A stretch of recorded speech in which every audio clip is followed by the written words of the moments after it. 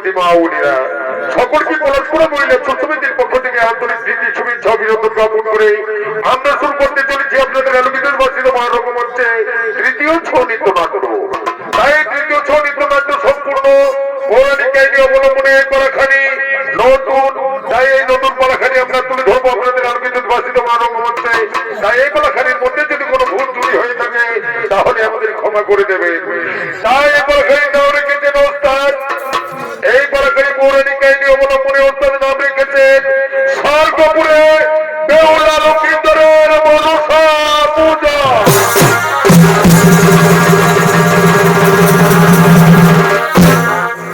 তাই একদা বাবা ভোলানাথ তার দুই ডান মুখী নিগিয়ে ভেঙ্গিকে নিয়ে মহানন্দে নৃত্য করতে করতে ওই স্বর্গপুরের দেব সভার দিকে করেছেন আগমন।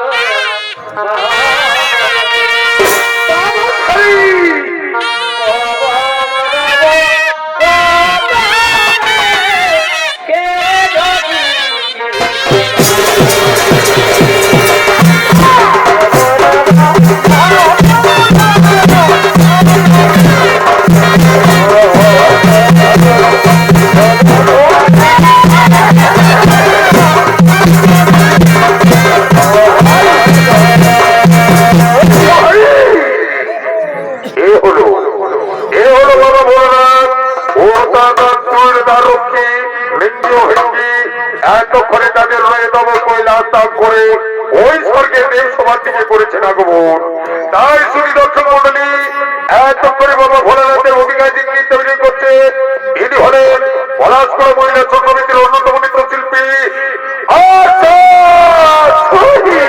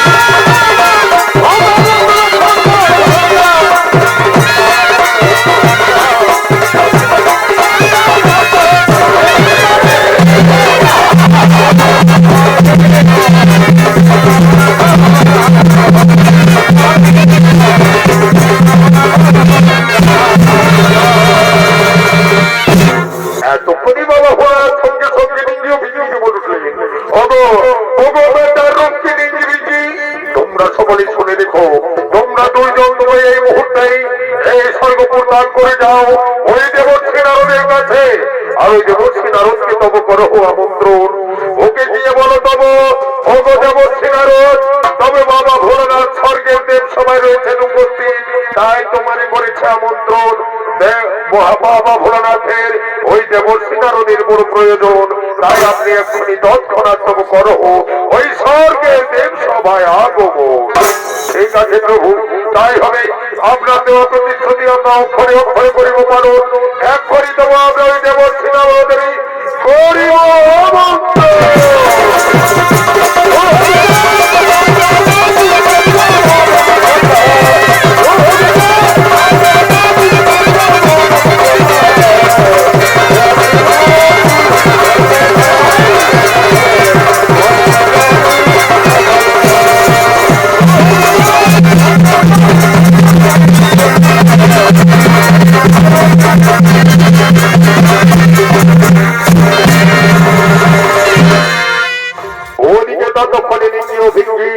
ওই দেবর্ষী নারদকে তব করেছেন আমন্ত্রণ। তাই দেবর্ষী নারদ সেই আমন্ত্রণে আমন্ত্রিত হয়ে বাবা ভোলানাথের কাছে স্বর্গের দেব সভার দিকে ধীরে ধীরে হরিনাম সংকীর্তন করতে করতে বলেছেন আগমন। রাধে রাধে গোবিন্দ গোবিন্দ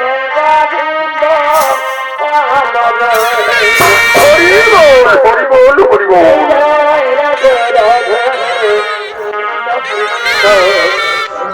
গোবিন্দ গোবিন্দ নারায়ণ নারায়ণ নারায়ণ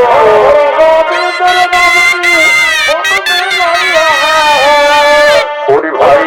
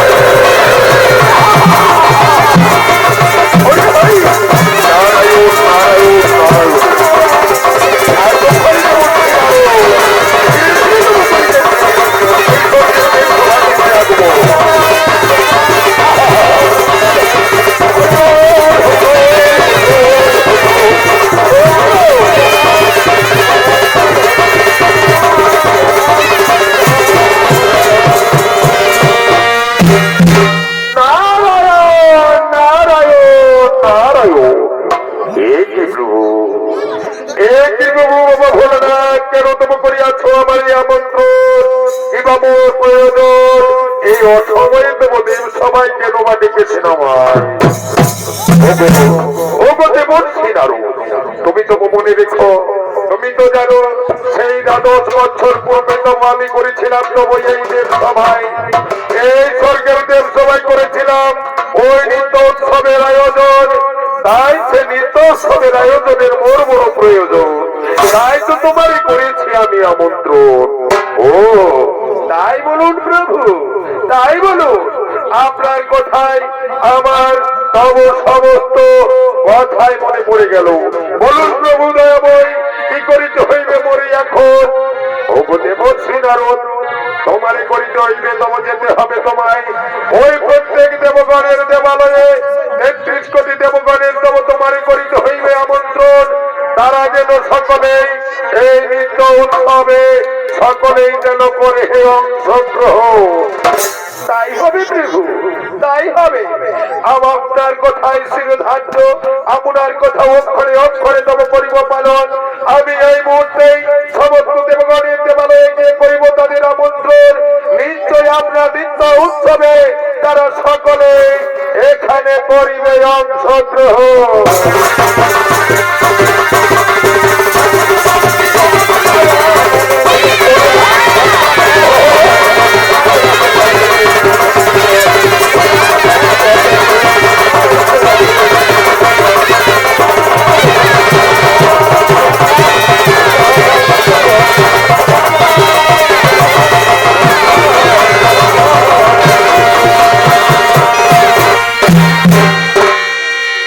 ওদিকে ততক্ষণে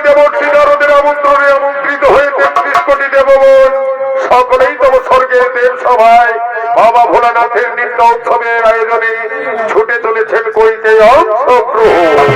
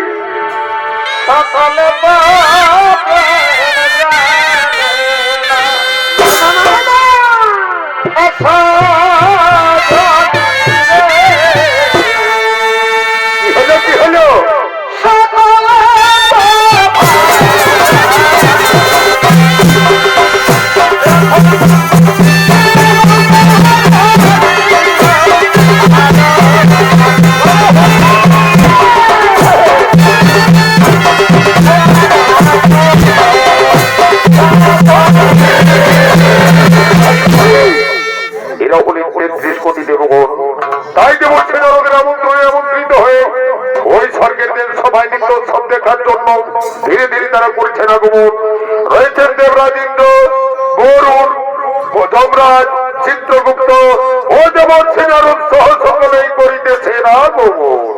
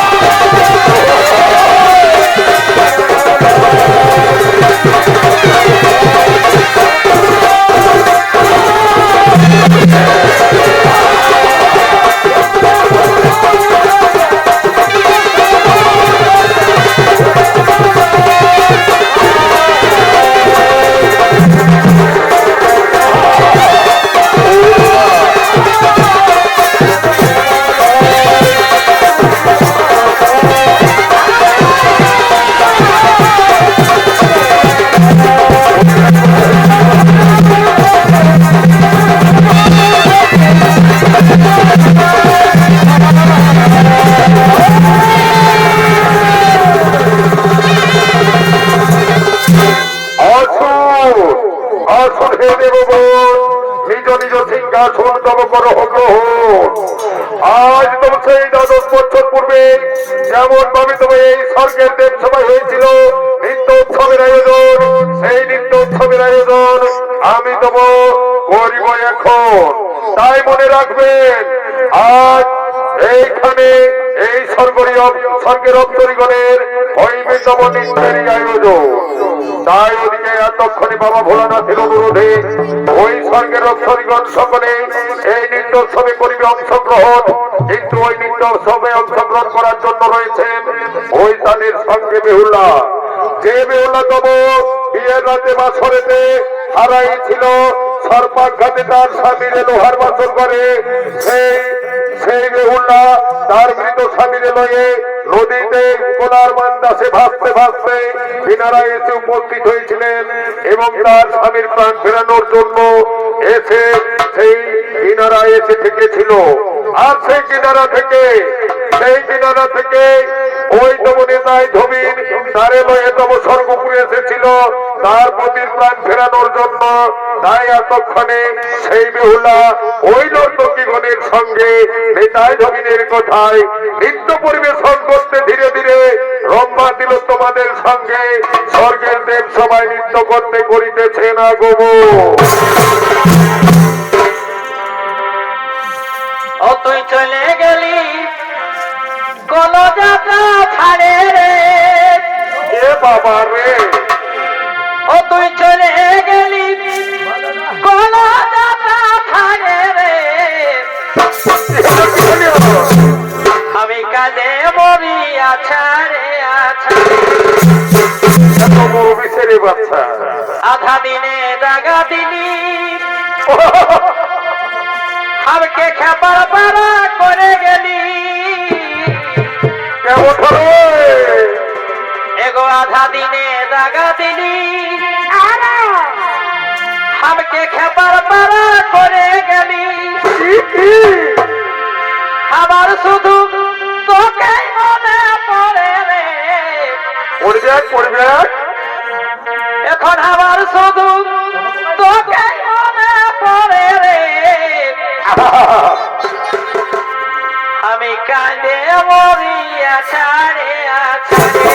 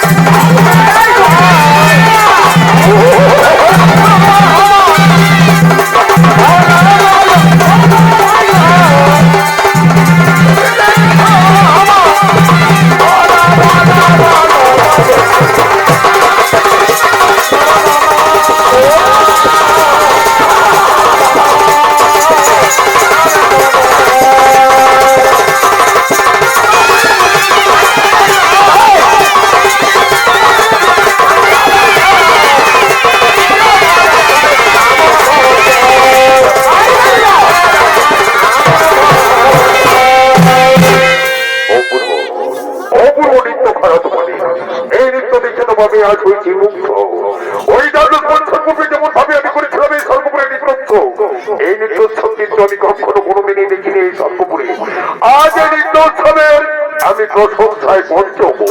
তাই বলি তোমরা যেমন ভাবে প্রত্যেকবার এই নৃত্যোৎসবের আয়োজনে যেমন ভাবে হও পুরস্কৃত, তাই তো তোমাদের আমি পুরস্কৃত করার জন্য এক এক করে তোমাদের করিব পুরস্কৃত।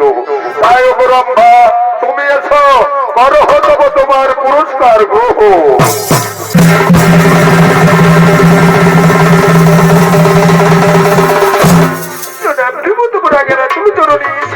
প্রণাম জানাই অবরম্ভা, আমি তোমাকে আশীর্বাদ করি তুমি দীর্ঘজীবী হও, তুমি দীর্ঘজীবী হও। তুমি যেন যুগে যুগে তব এই স্বর্গপুরে নৃত্য উৎসবে এরকম ভাবে প্রত্যেক দেবগণের আনন্দ দিতে পারো, এই আশীর্বাদ করি তোমায়। তাই তো তোমারে তব এই স্বর্গের নৃত্য উৎসব থেকে তোমারে করিলাম আমি পুরস্কৃত। করহ তব তোমার পুরস্কার প্রাপ্য গ্রহণ।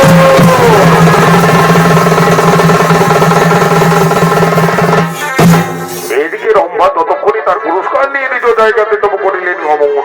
ওদিকে ততক্ষণে তিলোত্তমাকে ডেকে নিলেন বাবা ভোলানাথ। তিলোত্তমা,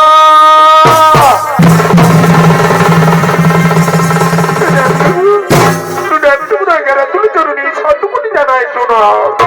ওগো ওগো তিলোত্তমা, তবু তুমি দীর্ঘজীবী হও, দীর্ঘজীবী হও, দীর্ঘজীবী হও। যুগে যুগে তব তো করহ তব এই স্বর্গপুরে নৃত্য উৎসবে তোমরা করহ অংশগ্রহণ, আর এরকম নৃত্য দেখিয়ে দেবতাদের মন্তব্য করহ হরণ। তাই তো তোমার এই পুরস্কার আমি এখন তোমারে করিলাম প্রদান।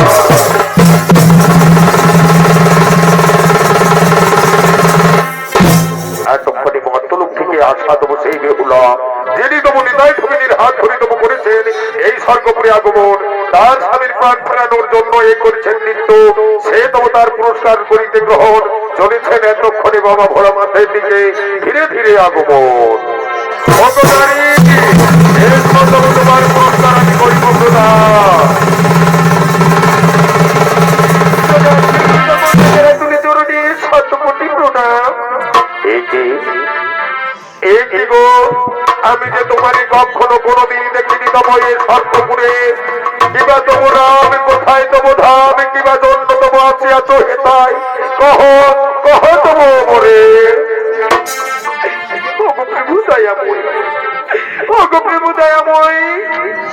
আমার নাম বিউলা, মর্তলোকে তব ধাম, চাঁদবেনীর পুত্রবধূ, ওই নক্ষত্রের স্ত্রী।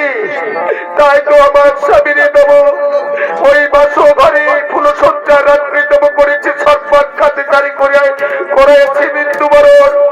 তাই তো আমার স্বামীর ওই মৃতদেহ লয়ে ছুটতে ছুটতে তবে এই স্বর্গপুরী নিতাই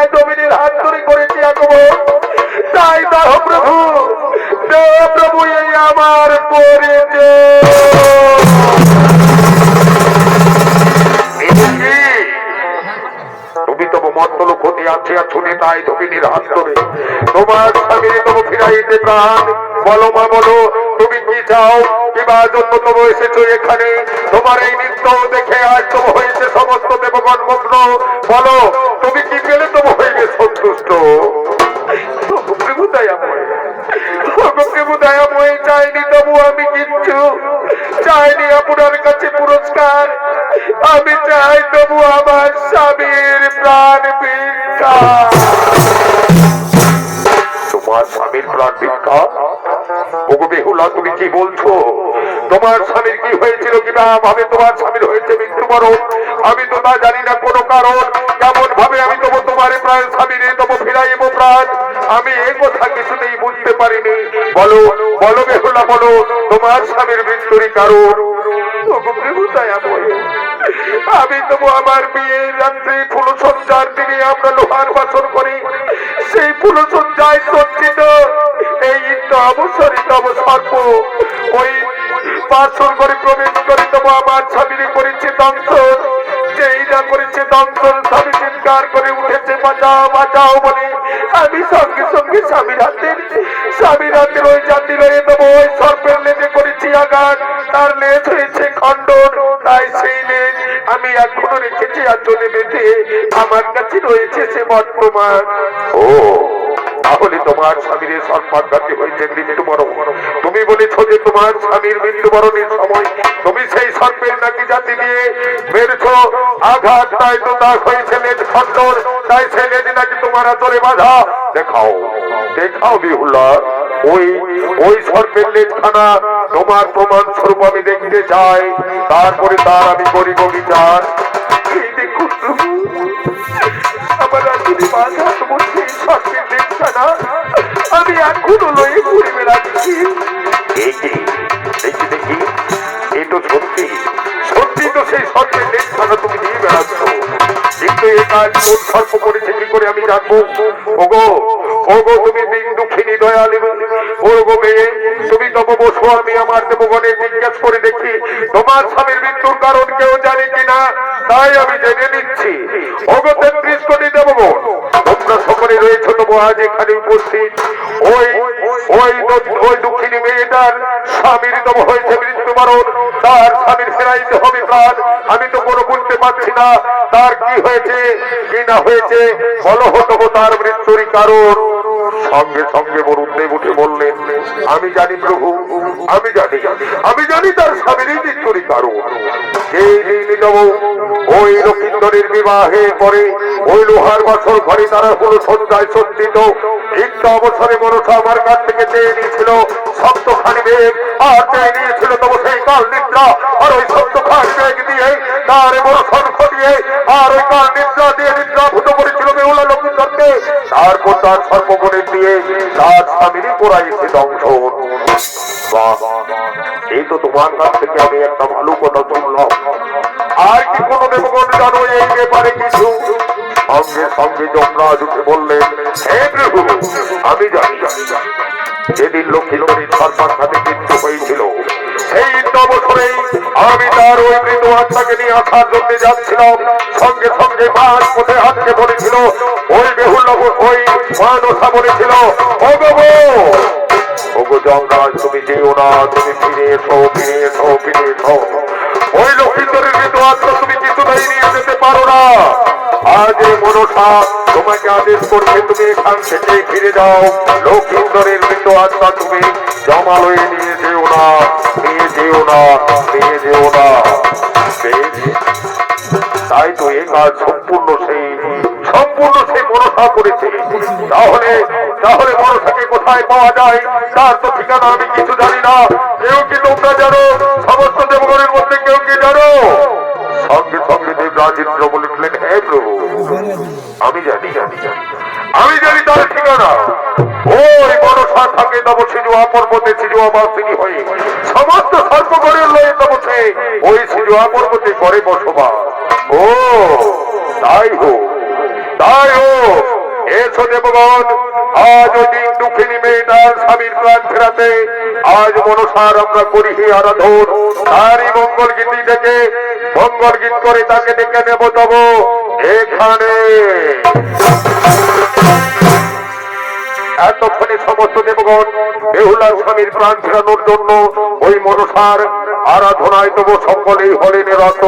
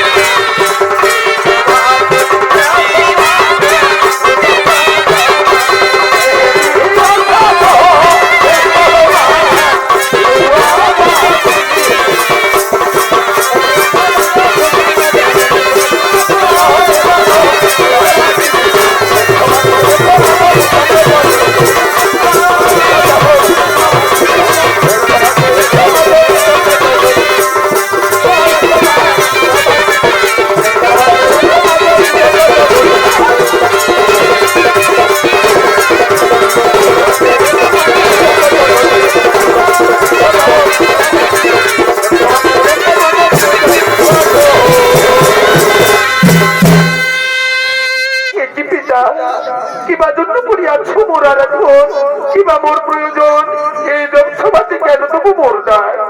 মনসা, তুমি যে বড় অন্যায় করেছো মনসা, তুমি যে বড় অন্যায় করেছো। ওই দক্ষিণ মেয়ে, ওই তবু বেহুলার স্বামী লক্ষ্মীন্দরী তুমি কেন করেছো দংশন, কেন করাইছো সর্প দিয়ে তার স্বামীর দংশন?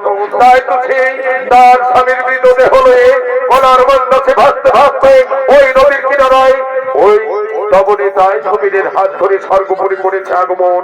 আমাদের বলিতেছে তার স্বামীর তবু ফেরাইতে হবে প্রাণ। বলো বলো মনসাই, এত বড় অন্যায় তুমি কেন করেছো? ওগো পিতা, ওগো পিতা, এ যে অনেক বড় কথা। তাই তো ওই বেহুলার কোনো দোষ নেই, দোষ হলো তার শ্বশুর ওই চাঁদবেনের। তাকে আমি অনেকবার বলেছিলাম পুজো দিতে, আমার পুজো সে তবু করেনি, আমারই তবু করেছে গালাগালি। তাই তো সে গালাগালি দিয়েছে বলে আমি মনস্থির করেছিলাম তার বংশে দিতে রেখে দেবো না বাতি, তার বংশে থাকবে না কেউ, তার সাম্রাজ্য তবু করাইব একেবারে নিষ্পত্তি। সেই নাকি এত আমি করিয়াছি সে কাজ। মনসা, তুমি যেমনই ভাবে যে কাজই করাও না কেন, তোমারই তবু ওই দুঃখিনী মেয়ে বেহুলার স্বামীর প্রাণ তোমারে ফেরাইয়ে দিতে হবে এখন। ওগো পিতা, ওগো পিতা, আপনার কথায় আমি সব শুনলাম, তবে ওই বেহুলারে তবু আমার করিতে হইবে কিছু শর্তেরই পালন। নিশ্চয় তার স্বামীর ফেরাইব প্রাণ, আর আমি জেনে নেব কোন সর্বতম করিয়াছে বেহুলার স্বামীর ওই দংশন। বিলম্ব না করে তুমি এক্ষুনি জানো কোন সর্বতম ওই বেহুলার স্বামীর স্বামীকে সর্পে করেছে দংশন। বেশ, তাই হবে পিতা, তাই হবে। এক্ষুনি আমি আমার সর্বগণের করিতেছি আহ্বান। তাই এতক্ষণে মনসা তার সেই সর্বগণেরই তব করেছেন তবদা।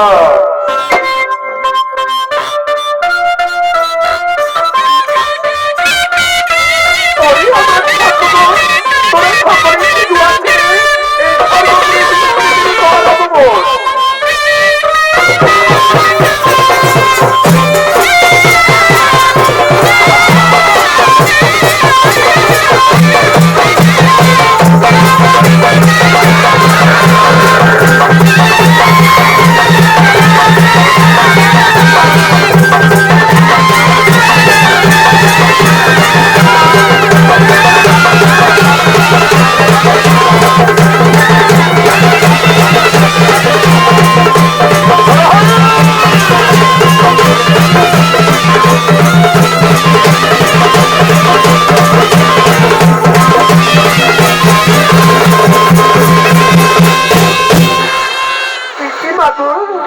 কিবা জন্য তবু করিয়াছি আমাদের আরাধনা, কিবা জন্য ডেকেছি তবু এই সর্বপুরী। ওরে ওরে সর্বগণ, তোরা বল কে তবু করেছিস? ওই বেহুলার স্বামী লক্ষিন্দরের হৃদয়াংশ, ওই বেহুলা তার স্বামীর জাতির আঘাতে তার করেছে মেদ খণ্ডন। বল বল কে করেছিস সে কাজ? তোরাও মন করে চুপচাপ আছিস কেন? ঠিক আছে, তোরা কেউ কিচ্ছু বলবি না তো? আমি তোদের লেজ খানা দেখে নিচ্ছি কে করেছিস সেই কাজ। ওরে ওরে আমার সোনামণি, দেখা দেখা দেখি তোর লেজ দেখা। তোর লেজ তো ঠিকই আছে, তুই কাহারও পরিশ্রী দংশন, তাই তুই নির্দোষ। এইদিকে রয়েছেন তব চন্দ্রমুখী। চন্দ্রমুখী দেখা, তোর লেজ দেখা দেখি। তোর লেজও তো ঠিক রয়েছে, তাহলে তুইও পরিস্থিতি কারো দংশন। কার লাগেনি? তুই অমন করে চুপচাপ কেন আছিস দাঁড়িয়ে? তুই দেখা, ওই লেজ গুলিয়ে থাকলে হবে না, লেজ খুলে দেখা। দেখা আমায় দেখা, তোর লেজ দেখি। তোর লেজ কেন কাটা? কেন তবু তুই? তাহলে কি তুই করেছিস ওই লক্ষিন্দরের দংশন? হে মা, তোমার কথাই তবু আমি সেই ঝড় সংসারের রাতে তবু ওই সুদাগ্র চিত্র দিয়ে করেছিলাম লোহার বাসন করে প্রবেশ। আর আমি লক্ষিন্দরের দংশন করে বেরিয়ে আসার পথে সঙ্গে সঙ্গে বেহুলা তবু তার স্বামীর জাতি নিয়ে করেছিল আঘাত, তাই তো আমার নিজ হয়েছে খণ্ডন। আমি তারে করেছি দংশন। ও ঠিক আছে, তোরা যা, তোরা সকলে ফিরে যা। এরপরে তুই দংশন করেছিস তো আমি তার স্বামী নিশ্চয় ফেরাইব প্রাণ।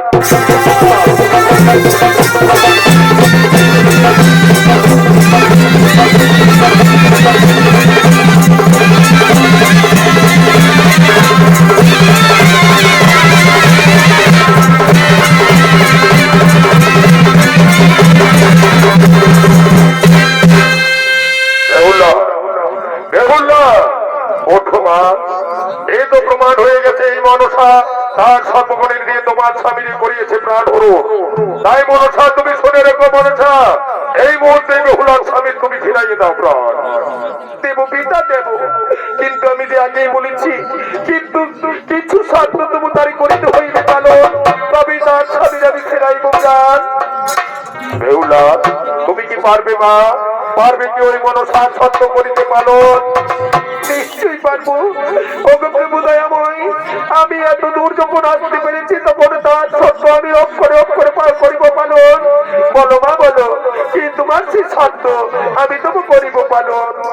শোনো বেহুলা, সেই শর্ত হলো তোমার স্বামীর জীবিত হওয়ার সঙ্গে সঙ্গে এই সর্বপুরী তোমা আমারই করিতে হইবে পূজা। আমি যেন এই দেব সমাজে প্রতিষ্ঠিত হতে পারি দেবী রূপে। আর তারপরে তুমি মন্ডলকে তোমার স্বামী লয়ে যখন যাবে তখন তোমার স্বামীকে দিয়ে আমার পুজো, তোমার স্বামী আমার পুজো করবে। আর নগরে নগরে সকল নগরীবাসীকে আমার পুজো করাবে। আর তোমার শ্বশুরকে দিয়ে আমার পূজা করাবে। তাহলে তোমার শ্বশুরের সমস্ত সন্তান ফিরে পাবে আর সমস্ত সম্পত্তি তাকে আমি ফিরিয়ে দেব। তাই হোক মা, তাই হোক। বলুন আমায় কি করতে হবে? ওই শর্ত আমি তোমার অক্ষরে অক্ষরে করিব পালন। তাই আমার স্বামীর তোমার ফোন ফিরাইয়ে দাও প্রাণ। তাই হলো, বেহুলা যখন সেই শর্তে রাজি হয়েছে মনসা, তুমি তবু ফিরাইয়ে দাও তার স্বামীর প্রাণ।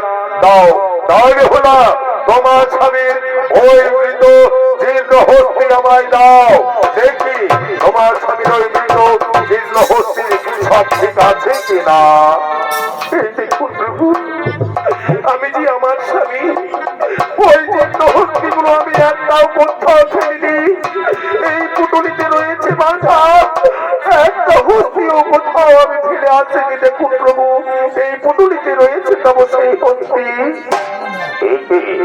দেখি এই পুটুলি খুলে আমায় দেখতে হবে তোমার স্বামীর যদি হস্তির কোন রকমের অভাব রয়েছে তাহলে তোমার স্বামী কিছুতেই প্রাণ ফিরে পাবে না। তাই আমি দেখে নিচ্ছি তোমার স্বামীর হস্তি খানা ঠিক আছে কিনা। এই তো পুটুলিতে দেখা যাচ্ছে তোমার স্বামীর হস্তি সম্পূর্ণরূপে রয়েছে। তাই তো তোমার স্বামীর প্রাণ ফেরানো যায়। কিন্তু মাগো, যেহেতু তোমার স্বামীর দেহে কোন রকমের রক্ত মাংসের কোন চিহ্ন নেই, তাই তো তোমার স্বামীকে সেই পঞ্চম হত্যা করাইতে হবে। তবে তবে ফিরে পাবে তবে তোমার স্বামীর প্রাণ, দেহে পাবে রক্ত মাংসের সংযোগ।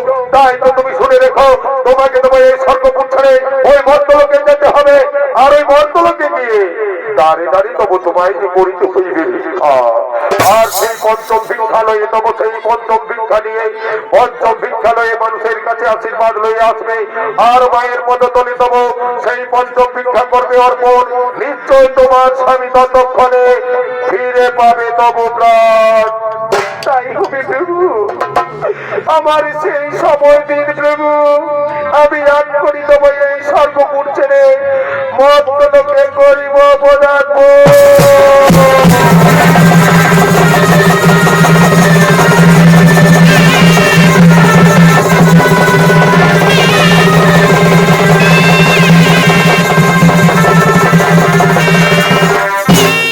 ওদিকে ততক্ষণে বাবা ভোলানাথের কথায় ছুটে গেলেন তবু মর্তলোকে পুনরায় সেই বেহুলা তার স্বামীর প্রাণ ফেরানোর জন্য নগরে নগরে পঞ্চম ভিক্ষা করে মানুষের কাছে আশীর্বাদ লয়ে দেবীর পায়ে পঞ্চম ভিক্ষা করিতে হইব অর্পণ।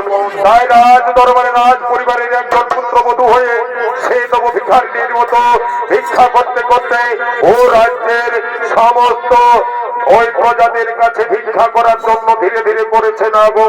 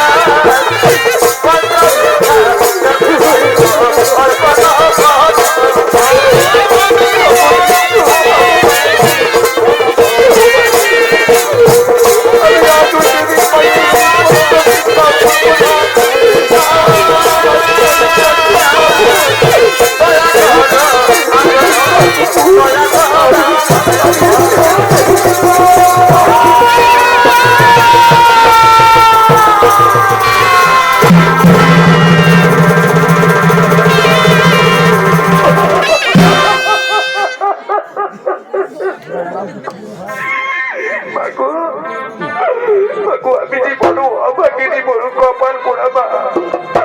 তাই তো আমি রাজ পরিবারের হয়ে ওই নগরের দ্বারে দাঁড়িয়ে আমি আমার স্বামী জীবনের জন্য আমি সকলের কাছে ভিক্ষা করি, সকল নগরবাসীর কাছে আমি আমার সমস্ত জীবনকে বিপন্ন করে আমি তাদের কাছ থেকে আশীর্বাদ নিয়ে তোমার কাছে ছুটি এসেছি মা।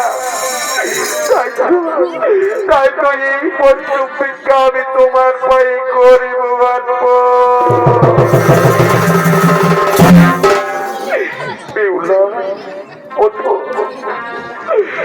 বেউলা, আজ তোমার আমার পায়ের তলায় স্থান নয়। আজ তুমি এসো বেউলা, এসো, আজ তুমি আমার বুকে এসো। তুমি যে একজন নারী নও, তুমি একজন দেবী। তাই তুই মন্ত্রলোকের একজন নারী হয়ে তুমি আজ এই দেবীর চোখের জল ফেলাচ্ছ। তাই তো তোমাকে আমি আশীর্বাদ করি, আমি তোমার স্বামীর প্রাণ ফেলাইয়ে দেব। তারপরে তুমি যখন ওই মন্ত্রলোকে যাবে, ওই মন্ত্রলোকে গিয়ে তুমি সকলের কাছে একটাই আজ্ঞা পাবে, এই তোমার করেছি আমি, এই দিচ্ছি তোমায় আশীর্বাদ। তোমাকে সকলেই যুগে যুগে সতী বেহুলা বলে ডাকবে, সতী বেহুলা বলে ডাকবে, সতী বেহুলা।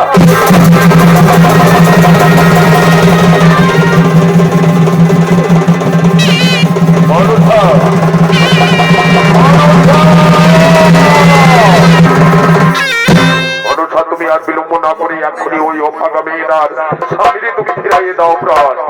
আজ আমাদের দেবতা হয়েও কারো চোখে আর জল দাঁড়ালো না, এই স্বর্গপুরী সমস্ত দেবতাদের চোখে জল গড়িয়ে পড়লো ওই অভাগিনী মেয়েদার কত আঘাত না আছে। তাই তো আর বিলম্ব না করে তার স্বামী তুমি ফিরাইয়ে দাও প্রাণ। দেব পিতা দেব, আজ আমি এইটুকুই ভাবলাম, ওই মন্ত্রলোকে যদি এই বেহুলার মতো সকল নারী থাকতো, সকলেই যদি এত বড় স্বামী সোহাগী হতো, তাহলে আজকে ওই মন্ত্রলোকে তাদের স্ত্রীর জন্য স্বামীদের প্রাণ হারাতে হতো না, প্রাণ হারাতে হতো না পিতা, প্রাণ হারাতে হতো না। আমি আর বিলম্ব না করি, আমি ওই বেহুলার কথা ভেবে তার স্বামীর আমি ফিরাইয়ে দিলাম। ও তাহিন মোহর, ও তাহিন মোহর, ও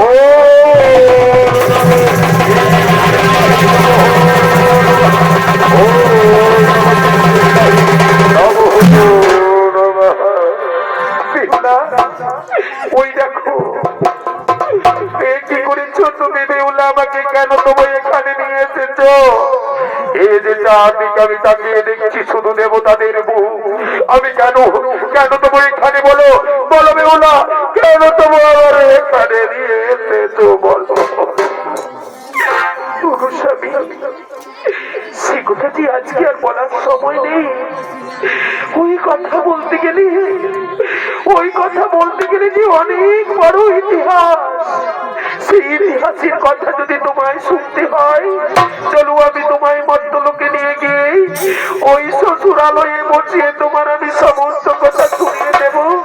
তার আগে যে আমি দেবীর কাছে বড় শর্ত সাপেক্ষে তোমারই ফিরাইয়েছি প্রাণ, তাই চলো ওই দেবীর পায়ে এই স্বর্গপুরে করি দেব পুষ্পের অর্পণ। এতক্ষণে বেহুলা লক্ষ্মীন্দর মহানন্দে বেহুলা তার স্বামীকে ফিরিয়ে পেয়ে আনন্দের উপরে বাবা ভোলানাথ এবং মা মনসার পূজায় হলেন রত।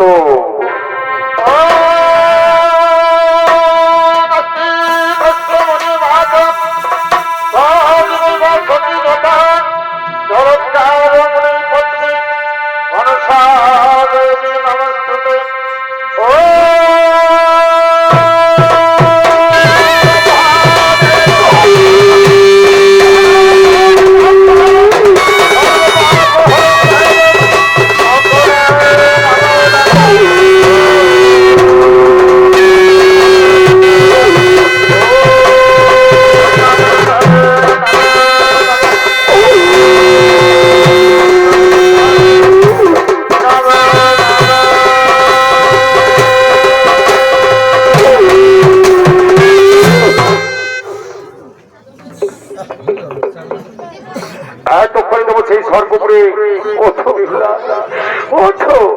আজ তুমি আমার পুজো করে, আজ পিতা কন্যার পুজো করে দেবো সেই পিতার কাছে আমাকে তুমি দেবী রূপে দিলে আজ্ঞা। তাই তো আজ থেকে যুগে যুগে আমি এই স্বর্গপুরে পেলাম দেবী রূপে স্থান। তাই তোমারে আমি এখনই মর্তলোকে যাওয়ার জন্য করে দিচ্ছি প্রস্তুতি। তুমি মর্তলোকে করো গমন, আমার সত্য দেবো তুমি অক্ষরে অক্ষরে করিবে পালন। তুমি দেবো যুগে যুগে সতী বেহুলা হয়ে থাকবে মর্তলোকে, আর আমি এই দেবলোকে চিরদিনের দেবী রূপে পেলাম তবু আজ্ঞা। তাই যাও বেহুলা যাও, ওই মর্তলোকে তোমার সাজানো রথে উঠে তুমি তব করো মর্তলোকে গমন। আমরা নিজ নিজ দেবালয়ে এখন করিব গমন। সমস্ত দেবগণ নিজ নিজ দেবালয়ের দিকে করিতেছেন গমন। ওদিকে স্বর্গপুরে রথ সাজানো রথে চাপিয়ে তব বেহুলা লক্ষিন্দর মর্তলোকের দিকে করিতেছেন আগমন। এতক্ষণে মা মনসার মঙ্গল গীত গাইতে গাইতে সমস্ত দেবগণ নিজ নিজ দেবালয়ের দিকে করেছেন আগমন। জয়